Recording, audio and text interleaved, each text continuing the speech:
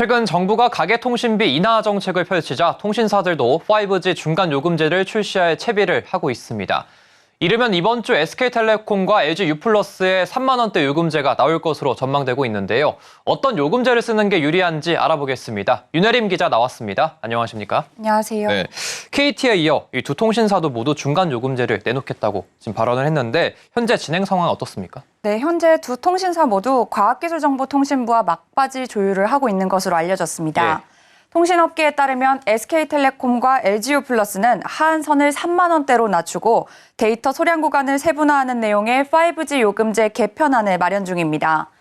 유보 신고 대상자인 SKT는 오늘까지 최종안을 과기정통부에 신고하고 이용약관 심의자문위원회의 검토를 거쳐 이르면 이번 주 안으로 요금제를 출시할 계획입니다.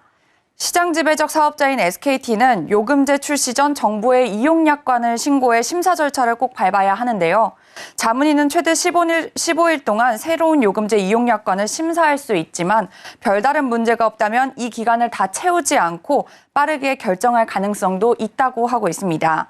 LG유플러스도 이번 주 최저 3만 원대 5G 요금제 신설과 저가 요금제 다양한 방안을 발표하고 곧바로 출시할 준비를 하고 있는데요.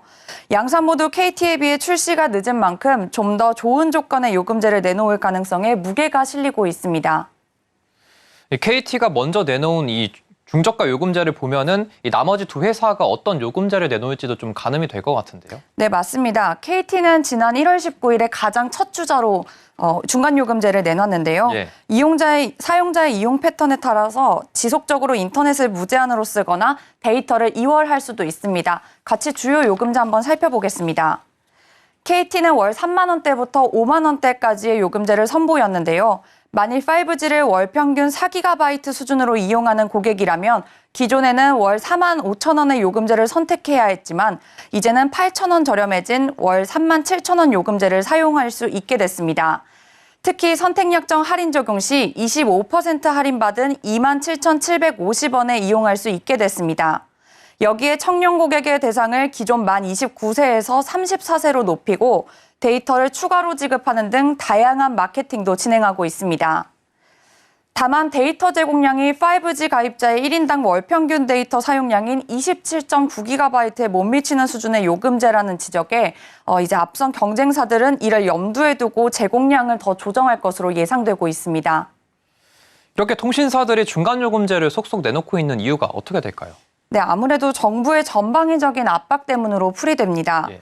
과기정통부가 지난해 11월 발표한 통신비 완화 방안에서는 3만 원대 5G 요금제 도입 시한을 올해 1분기라고 발표를 했습니다. 특히 총선을 앞두고 정부가 통신비 인하에 적극적으로 나서는 모습을 보이고 있는데요.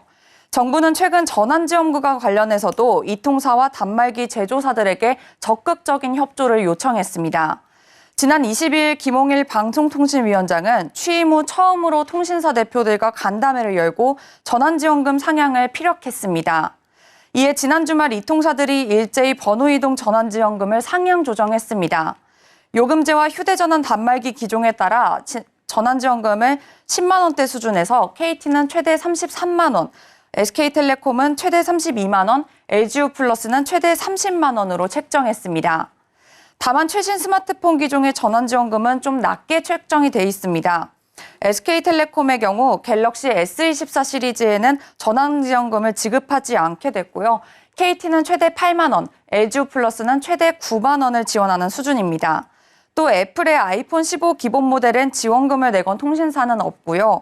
아이폰 15 프로에만 LG유플러스가 최대 10만 원을 지급할 예정입니다. 네. 저가 요금제 출시와 이런 전환지원금 상향까지 보면은 이 통사들의 실적에는 좀 좋지 않을 것 같습니다. 네, 맞습니다. 이제 산업계뿐만 아니라 증권업계에서도 모두 이 통사들의 올해 실적을 좋지 않게 보고 있습니다. 예. 특히 저가요금제 출시는 이 통 3사의 핵심 수익성 지표인 가입자당 평균 매출 하락과 직결되는데요. 최근 KT가 저가 5G 요금제로 갈아탄 고객이 한 달에만 약 22만 명에 달한다고 밝히면서 단순히 저가 요금제로 갈아탄 고객당 1만 원을 절약했다고 가정하면 최소 20억 원 이상의 매출 감소가 예상됩니다. 정부의 지속적인 요구에 가계통신비 절감에 동참하고 있는 이통사들이 이 소비자들의 요구에 맞는 상품을 내놓을 수 있을지 지켜봐야겠습니다. 오늘 말씀 잘 들었습니다. 감사합니다. 감사합니다.